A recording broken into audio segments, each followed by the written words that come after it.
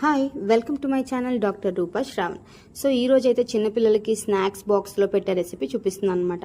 First ఒక బౌల్లోని ఒక cup గోధుమ పిండి తీసుకోండి. సో దాంట్లోకి నేను ఏం చేస్తున్నానంటే 4 టేబుల్ స్పూన్స్ జాగ్రీ పౌడర్ వేస్తున్నాను. జాగ్రీ పీసెస్ కూడా వేసుకోవచ్చు, పౌడర్ అయితే కొంచెం ఈజీగా కరిగిపోతుందని చెప్పి నేను పౌడర్ తీసుకుంటున్నాను అనమాట. సో దాంట్లోకి ఒక పించ్ ఆఫ్ జీరా పౌడర్, చిన్న పించ్ సాల్ట్ వేసుకొని దాన్ని చక్కగా మిక్స్ చేసేసుకొని దాంట్లో కొద్దిగా వాటర్, ఒకేసారి ఎక్కువ వేస్తే పిండి పల్చగా అయిపోతుంది అనమాట. సో కొంచెంగా వేసుకొని దాని బ్యాటర్ కొంచెం దోశ పిండి కంటే కొంచెం థిక్గా ఉండేలాగా కలుపుకోండి. సో ఈలో పక్కనే ప్యాన్ వేడి చేసుకోండి. ప్యాన్ వేడైపోయిన తర్వాత స్పూన్తోనే చిన్నగా, ఎందుకంటే పిల్లలకి హ్యాండీగా ఉండాలి తినడానికి. మనం ఏదో పెద్ద అట్టులాగా వేసేస్తే ఏమవుతుందంటే వాళ్ళు తినలేరు.